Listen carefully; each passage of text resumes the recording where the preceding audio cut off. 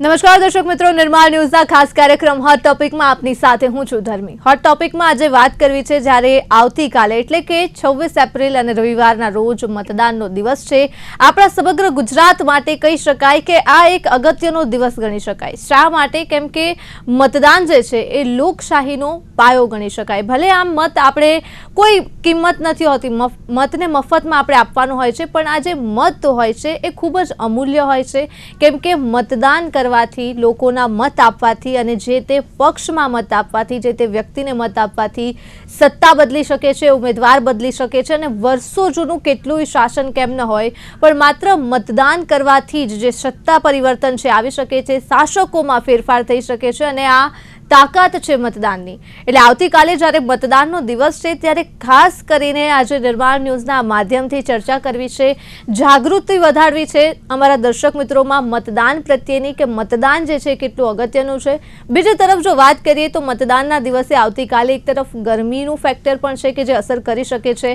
લગ્નગાળો હાલ ચાલી રહે છે, તેને લઈને પણ ચિંતા છે કે ક્યાંક લગ્નગાળાના અને પ્રસંગના સમયમાં મતદાનને લઈને ક્યાંક લોકો જે છે મતદાનને ઇગ્નોર ન કરે અને મતદાન કરવાનો જે દિવસ છે તેને ભૂલી ન જાય, તે માટે આજની ચર્ચા કરવી છે। ચર્ચા કરવા માટે આપણી સાથે જોડાયા છે રાજકીય વિશ્લેષક જયવંત પંડ્યા અને સાથે જોડાયા છે રાજકીય વિશ્લેષક સર્વાનંદ ભટ્ટ। સૌપ્રથમ આપ બંને એક્સપર્ટનું હાર્દિક સ્વાગત છે નિર્માણ ન્યૂઝમાં। જયવંતભાઈ, શું કહેશો? આવતીકાલે મતદાનનો દિવસ છે। જયવંતભાઈ, લોકશાહી આપણો દેશ છે, ભારત દેશમાં, લોકશાહી દેશમાં શું લાગે છે મત અને મતદાનનું કેટલું મહત્વ?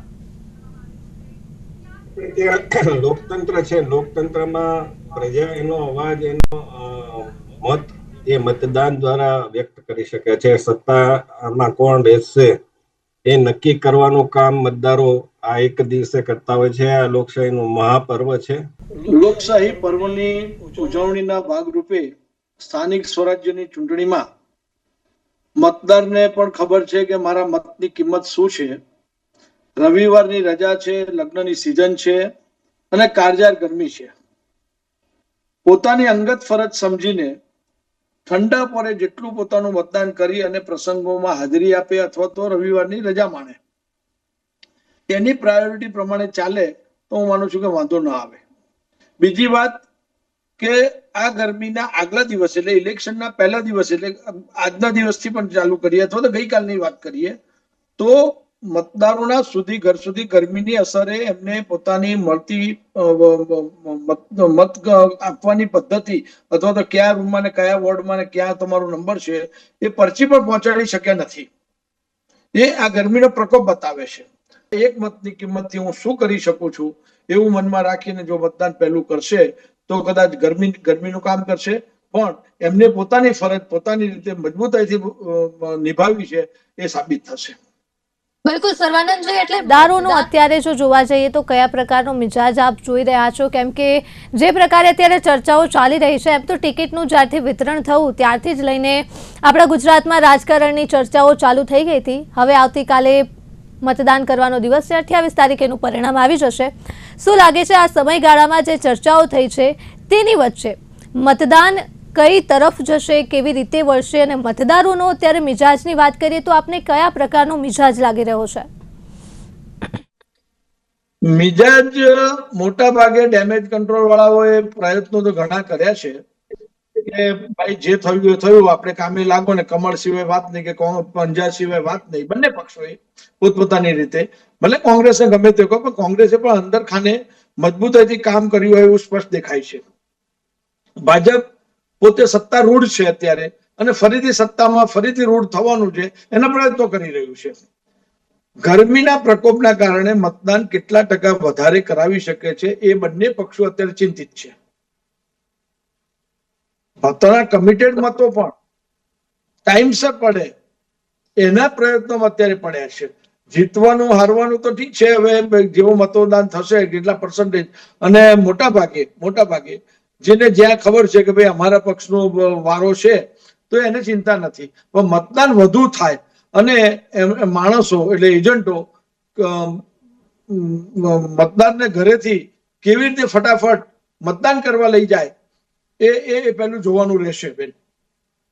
બિલકુલ મતદારો જે છે એ મતદાન મથક સુધી પહોંચે અને ખાસ કરીને ગુજરાતમાં સુરક્ષિત વાતાવરણની વચ્ચે મતદાન થાય, એટલે આપણે જાણીએ છીએ કે થોડા દિવસ પહેલા જ્યારે બંગાળ અને તમિલનાડુનું ઇલેક્શન હતું અને ત્યારે એ મતદાનના દિવસે પ્રથમ તબક્કાનું એ મતદાન હતું અને એમાં કયા પ્રકારના દ્રશ્યો સર્જાયા હતા એ રાજ્યોમાં આપણે જાણીએ છીએ, જે પ્રકારે ઘર્ષણ સર્જાયું હતું અને એક સુરક્ષિત વાતાવરણમાં મતદાન તો થવું જોઈએ. જો આ પ્રકારના ઘર્ષણ થાય તો મતદાતાઓ પણ એક ભયમાં રહે છે કે આપણે શા કારણોસર જ મત આપવા જઈએ જો જીવને જોખમમાં મૂકીને જવું પડે તો. શું લાગે છે અન્ય રાજ્યોની સરખામણીમાં ગુજરાત કેટલું સુરક્ષિત છે અને આવતીકાલનું જે મતદાન છે એ શાંતિપૂર્ણ વાતાવરણમાં કેટલું પૂર્ણ થશે? જી સર્વાનંદજી. બંગાળની અને ગુજરાતની પરિસ્થિતિ આખી અલગ છે. ત્યાં જે રીતે લોહિયાર વાતાવરણમાં મતદાનો થયા, પક્ષો બંને કહે છે કે મન મૂકીને મતદાન થયું છે, પણ લોહિયાર થયું, સેન્સિટિવ એરિયાઓમાં પણ થયું, શાંત એરિયાઓમાં પણ થયું. પણ એ બંગાળની પરિસ્થિતિ ગુજરાતમાં નથી. ભલે પોલીસે કીધું હોય, ચૂંટણી અધિકારીએ કીધું હોય કે આટલા સેન્સિટિવ પોઈન્ટ છે, આટલું આ છે, પણ એ સેન્સિટિવ પોઈન્ટને આપણે બંગાળની પરિસ્થિતિ સાથે જોડી નહીં શકીએ. અહીંયા આજે પણ ગુજરાતની વાત કરીએ તો સેન્સિટિવ પોઈન્ટ તરીકે વર્ષોથી ચાલી આવતું છે, એટલે ડીટો કર્યું, પણ એમાં ઘટાડો થયો છે, પણ બીજા વધારે સેન્સિટિવ પોઈન્ટ્સ બન્યા નથી. એ આપણા માટે પ્લસ પોઈન્ટ છે. પણ ચૂંટણી કમિશનરની લાઈનદોરી પ્રમાણે તમારે બધો ક્રાઇટેરિયા બનાવીને આપવો પડે કે ગયા ઇલેક્શનમાં શું થયું હતું, આ વખતે શું થઈ શકે, શું ન થઈ શકે. માટે કોઠો બનાવી અને કીધું કે ભાઈ આ ગામની અંદર, આ તાલુકાની અંદર કે આ શહેરની અંદર, જિલ્લાની અંદર આટલા સેન્સિટિવ પોઈન્ટ છે. પણ એ સેન્સિટિવ પોઈન્ટ ગુજરાતમાં છેલ્લા 25 વર્ષથી જોવામાં આવે છે કે એવા કોઈ સેન્સિટિવ પોઈન્ટ હોય એમનું મનમાની કરી અને ત્યાં આગળ વાતાવરણ ડહોળી નાખ્યું હોય અથવા તો સરકારને ફેર ઇલેક્શન કરવાનો વારો આવ્યો હોય એવું ક્યાંય દેખાયું નથી. એટલે લોકો જાગૃત છે અને પ્રેમથી મતદાન કરશે, જે એમના મનમાં હોય, જેને મત આપવાનો હોય તે. પણ સેન્સિટિવનેસ બીજા રાજ્યની અને ગુજરાતની રાજ્યને આપણે અત્યારે હાલના તબક્કે ભેગી નહીં કરી શકીએ. બિલકુલ સાચી વાત છે આપની. જયવંતભાઈ, શું પ્રકારે આપણે બંને રાજ્યોને ચોક્કસ સરખામણી ન કરી શકીએ? કાયદા વ્યવસ્થા અલગ છે, પરિસ્થિતિ અલગ છે, તંત્ર અલગ છે બધા રાજ્યનું, પણ તેમ છતાં પણ ગુજરાતની જો વાત કરીએ જયવંતભાઈ, તો મતદાન જે છે આવતીકાલનો દિવસ છે, મતદારોમાં કયા પ્રકારનું જે વાતાવરણ છે જોવા મળશે આવતીકાલે? અને બીજી તરફ ખાસ કરીને સુરક્ષાને લઈને પણ સવાલ ચોક્કસ ઉભો થઈ રહ્યો છે. શું લાગે છે ગુજરાતમાં કેટલા સુરક્ષિત વાતાવરણમાં મતદાન થશે? પોતાનું આવેદન પત્ર આપવા, ફોર્મ ભરીને આપવા એ જઈ શકતા નહોતા. એ પ્રકારની સ્થિતિ હતી અને એટલે કલકત્તા ઉચ્ચ ન્યાયાલયે એવો આદેશ આપવો પડ્યો કે એમના ફોર્મ છે વોટ્સઅપ ઉપર સ્વીકારવામાં આવે. વિચાર કરો, વોટ્સઅપ ઉપર, કારણ કે એ લોકો નહોતા જઈ શકતા. એટલી બધી ધમકી, એટલી બધી દાદાગીરી, એટલી બધી હિંસા થતી હતી અને કેટલાય સમર્થકો, કેટલાય નેતાઓની હત્યા થઈ, ઝાડ ઉપર એને લટકાવી દેવામાં આવે.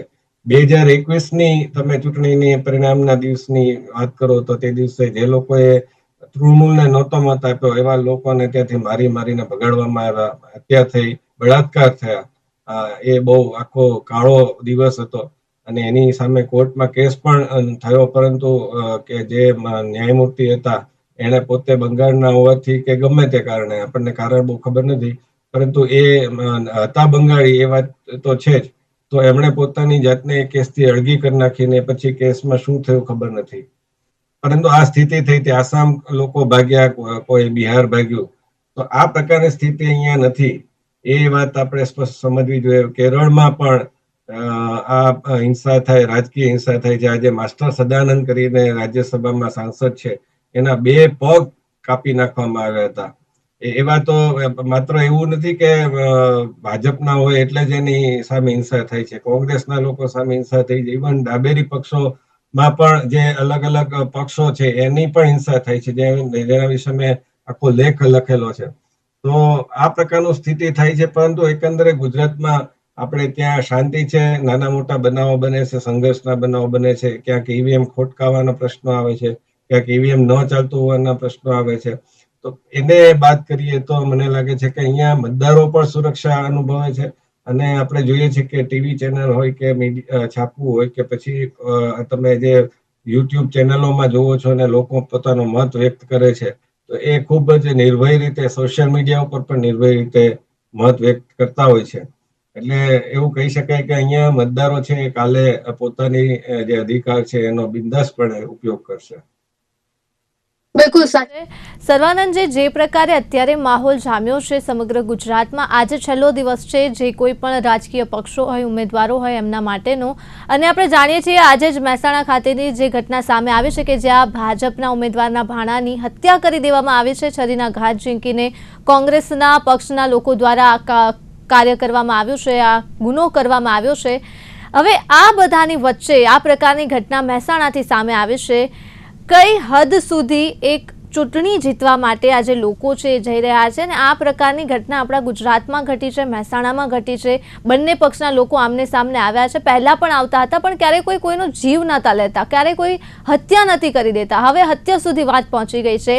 આ બધાની વચ્ચે ઉમેદવારોમાં તમને શું લાગે છે, આપણા ગુજરાતના જો ઉમેદવારોની એક સિવિક સેન્સ જોવા જઈએ કે એક સામાન્ય બુદ્ધિ અથવા બિહેવિયર જોવા જઈએ તો સર્વાનંદજી, તમને શું લાગે છે કે આપણા ગુજરાતમાં જે ઉમેદવારો અત્યારે ઊભા છે એ કેટલા યોગ્ય છે આ ચૂંટણી માટે?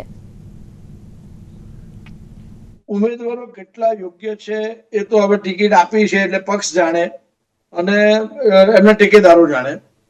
મહેસાણાની પ્રસંગને જો આપણે વાત કરીએ તો આ ન થવું જોઈએ, ક્યારે પણ ન થવું જોઈએ. આ થઈ રહ્યું છે. જો એને તાત્કાલિક ધોરણે સરકાર કાયદાનું ભાન નહીં કરાવે તો આવનાર દિવસોમાં બિહાર કે બંગાળ જેવી કે કેરાલા જેવી પરિસ્થિતિ ગુજરાતમાં પગ પેસારો કરે તો એમાં નવાઈ નથી. આ જે કંઈ પણ બન્યું છે એને કોઈ સંજોગોમાં થાંભલી ન શકાય. બીજું, મતદારોએ અને પોલિટિકલ પાર્ટીઓએ અથવા તો ઉમેદવારોએ બહુ સમજીને ચાલવાની જરૂર છે કે જો આ પદ્ધતિ કરવામાં આવશે તો એ દિવસો બહુ દૂર નહીં રહે. તમારે પણ અહીંયા પોલીસ ઓઠા નીચે તમારે વોટ્સઅપ થી કામગીરી કરવી પડશે. તમારે વોટ્સઅપ થી તમારે મતદાન બી કરવા જવું પડશે, અથવા તમે ઘરની બહાર નહીં નીકળી શકો, તમારે પોલીસ પ્રોટેક્શન સાથે જ તમારે તમારી ઉમેદવારી અથવા તો પ્રચાર કરવા જવું પડશે, અથવા તો બીજા કઈ કામો કરવા જવું પડશે. એટલે આને સખ્ત શબ્દોમાં મહેસાણાના બનાવને દાબી દેવો જોઈએ અને સખ્તમાં સખત સજા પણ થવી જોઈએ. ભવિષ્યમાં આવો વિચાર ક્યારેય પણ કોઈને ન આવે એની ખાતરી કરાવવી પડશે. તો ગુજરાતની જે આજે 25 વર્ષથી ચાલતી આવતી આભા જે છે, બીજા રાજ્યો જે ગુજરાતને લીડ સમજે છે કે દેખીએ ગુજરાત દેખીએ, એ પછી હમ સબ ચોર હે એવી પરિસ્થિતિ આવીને ઉભી રહે. પણ સવાલ ફરીથી એ જ થાય કે ચૂંટણી જે છે લોકશાહીના પર્વ તરીકે ઓળખાય છે, કે એક ઉત્સવ આવે છે લોકશાહી માટેનો કે જ્યાં લોકો જે હોય છે ચૂંટણીમાં ભાગીદાર બને છે અને લોકશાહી જીવંત છે એવું ફીલ કરે છે લોકો જ્યારે મતદાન કરે છે ત્યારે. પણ આ પ્રકારની ચૂંટણી કે જે લોહિયાળ ક્રાંતિમાં હવે પરિવર્તિત થઈ રહી છે ધીરે ધીરે, સર્વાનંદજી, કમનસીબે આપણે કહી શકીએ કે આ લોહિયાળ ક્રાંતિ બની રહી છે ચૂંટણી જે છે ધીરે ધીરે, આવા માહોલની વચ્ચે, આવા વાતાવરણની વચ્ચે મતદારો જે છે એમના ઉપર શું અસર પડશે આ પ્રકારની ઘટનાઓથી? ગુજરાતના જે મતદારો છે એ શું વિચારશે જો આ પ્રકારની હત્યાની ઘટના સામે આવે તો? મતદારોના ઉપર આના ઉપર અસર રહેવાની. ક્યાંક વાયરો ચાલી જાય, જેને આપણે કહીએ ને કે પડીકા, અને એ પડીકા ઘણું નુકસાન કરતા હોય છે. કે ખરેખર એક્સિડન્ટમાં એક વ્યક્તિને નુકસાન થયું હોય છે, પણ વમાળો પડીકાઓના કારણે અનેક લોકો એની અસરમાં આવી જતાથી નુકસાન ભોગવતા હોય છે. એટલે આવા મહેસાણા જેવા પ્રસંગને સરકાર અથવા તો જે પક્ષોના મોભીઓ છે એ લોકોએ આને અત્યારે સાઈડમાં રાખી મતદારોને વિશ્વાસ કરાવવો પડશે કે તમે સેફ છો, તમે જે તમારો મતદાનનો મતનો અધિકાર છે એને બહુ જ શાંતિપૂર્વક કરો, અને ભવિષ્યમાં આવું કંઈ ન થાય એની અમે તમને ખાતરી આપીએ છીએ. તો જ મતદાર પોતાને સેફથી પોતે પોતાના પરિવાર સાથે મતદાન કરવા જશે. એમને એશ્યોરન્સ કરવું જ પડશે. અધરવાઇઝ આવનાર દિવસોમાં જે આપણે કહ્યું એ રીતે કે મતદારો હંમેશા આભાનમાં રહી અને જેને જે કરવું એ કરો, મારે કાંઈ મત આપવો નથી. છેટે કદાચ એવું પણ બને કે જઈને નોટો કરી આવશે. નોટો કરે એ બંને પક્ષ માટે નુકસાન છે. મતદાન કરે તો હાર અને જીતની વાત આવશે, અને સારા ઉમેદવારો બજારમાં નહીં આવે, ઉમેદવારી નહીં કરે, મતદારો સારા મતદારો મતદાન કરવા નહીં જાય તો એ પણ નુકસાન થશે, અને છેવટે એ રાજ્યને, જિલ્લાને, ગામને, તાલુકાને નુકસાન થવાનું છે. બિલકુલ સાચી વાત છે જયવંત પ્રકારે સર્વાનંદજીએ કીધું, ખૂબ સાચી વાત કીધી છે કે જો આ પ્રકારની ઘટનાઓ ઘટે તો ઉમેદવારોના ઉપર પણ શું પ્રકારની અસર પડે, કેમ કે ઉમેદવારો પણ વિચારશે કે જો આ જ પ્રકારે અમારે જીવના જોખમે જો ચૂંટણી લડવી પડતી હોય તો આ પ્રકારની સત્તા અમને નથી જોતી. અને જે અત્યારે કોંગ્રેસની પરિસ્થિતિ છે કે જ્યાં ઉમેદવારો ગોતવા પડે છે, કોંગ્રેસ પાસે ઉમેદવાર નથી, જો આ પ્રકારની ઘટના ઘટે તો જયવંતભાઈ લાગે છે કે આવનાર ચૂંટણીમાં કોઈ પણ પક્ષ પાસે જે સારા અને સાચા ઉમેદવારો હશે એમની પણ ખોટ પડી શકે છે. આ પ્રકારની ઘટનાથી ગુજરાતમાં આ ઘટના ઘટી છે, આપણે સ્વીકારવું રહ્યું. તમે શું કહેશો આના વિશે? એટલે આ જે આપણે આમ કહીએ ને કે કોઈ પણ વાતની શરૂઆત છે એ બહુ નાના પાયે શરૂ થતી હોય છે, પછી જો એની અવગણના કરવામાં આવે તો એ પછી વધતી આપણે કોઈ પણ આપણે નાનકડું ગુમડું થયું હોય તો પણ એ પછી વકરીને આપણને પીડા આપે છે. એની જો આપણે શરૂઆતમાં એનો ઉપચાર ન કરીએ તો આ ઘટના મને લાગે છે કે એવી જ ઘટના છે અને એની આપણને બહુ ડિટેલ ખબર નથી એટલે આપણે કઈ કહી ન શકીએ, પરંતુ નેતાની હત્યા નથી, નેતાના ભાણિયાની હત્યા થઈ છે, હું ભૂલતો ન હોઉં તો. પરંતુ એ પણ ન થવી જોઈએ. અને બીજું કે ધાક ધમકી, દબાણ કે કોઈ પણ પ્રકારનું પ્રલોભન, આ બધા જ પ્રકારનું છે એ બંધ થવું જોઈએ, પરંતુ એમાં બધા જ પક્ષો સંમત હોવા જોઈએ, કારણ કે કોઈ એક પક્ષ નહીં હોય ને એટલે બીજો પક્ષ પણ એ કરવા માંડશે અને એમ કહેશે કે પેલો પક્ષ કરે છે, બરાબર. અને એટલે આમાં જ્યાં સુધી બધા પક્ષો, તમે જુઓ કે આપણે રામાયણનું યુદ્ધ રામ ભગવાનને કેમ વધારે યાદ કરીએ છીએ, કારણ કે એ સમયે જે યુદ્ધ લડાતા હતા કે એ પછી આપણે જે રાજાઓ હતા ભારતમાં, ચંદ્રગુપ્ત મૌર્ય હોય કે અશોક હોય, એ બધા રાજાઓમાં સિદ્ધાંતો સાથે યુદ્ધ થતું હતું કે સાંજ પછી યુદ્ધ નહીં કરવું, સ્ત્રી ને બાળક ઉપર હાથ નહીં ઉપાડવો, મંદિર નહીં તોડવા, નિર્દોષ લોકોને નહીં, સેના વચ્ચે જ યુદ્ધ થતું હતું.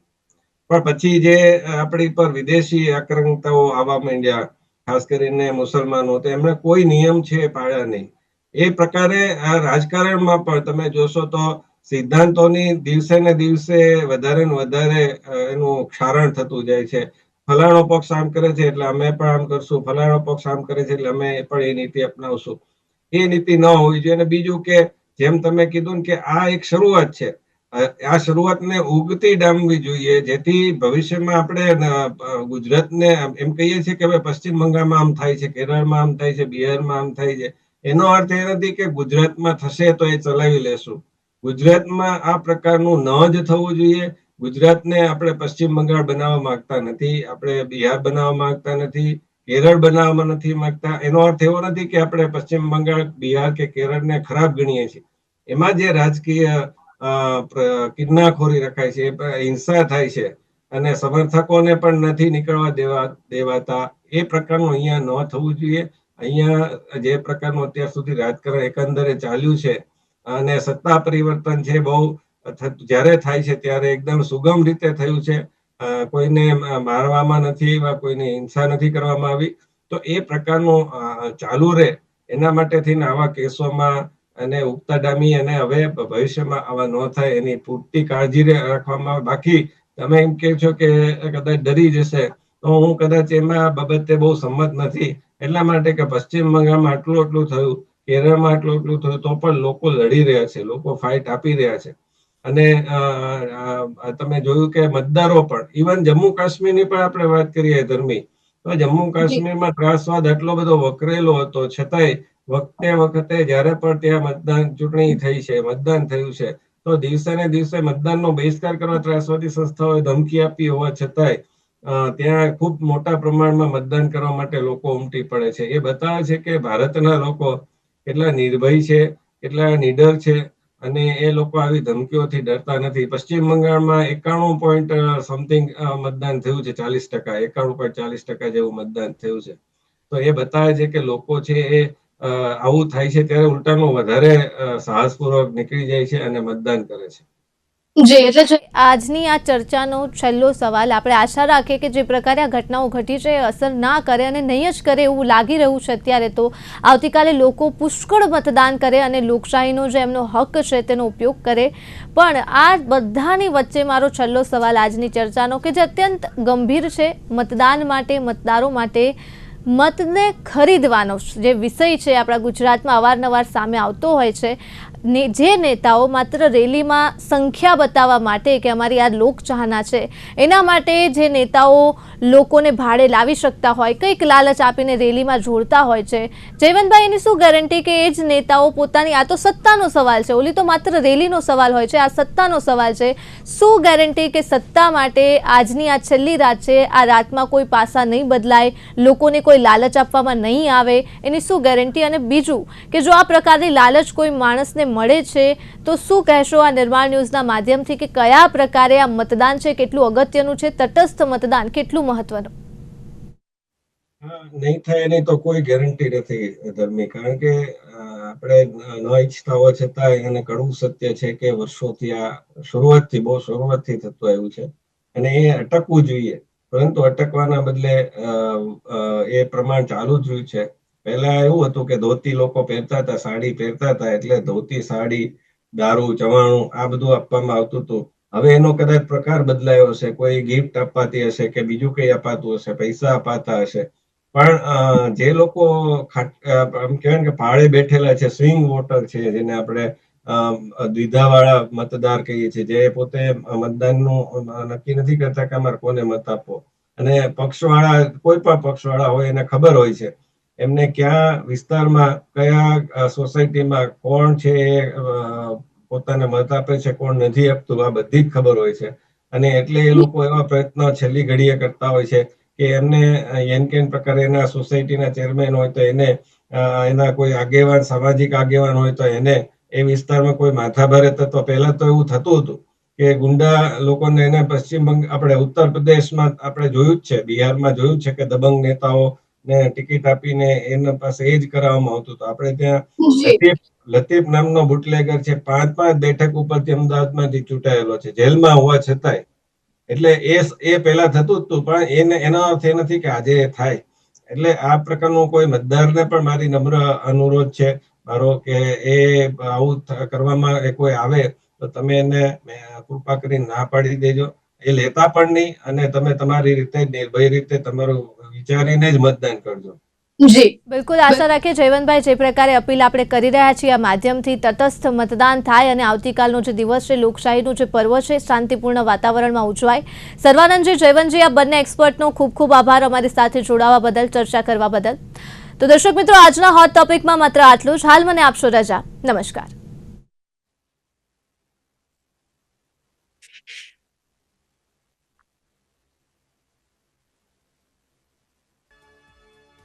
Thank you so much.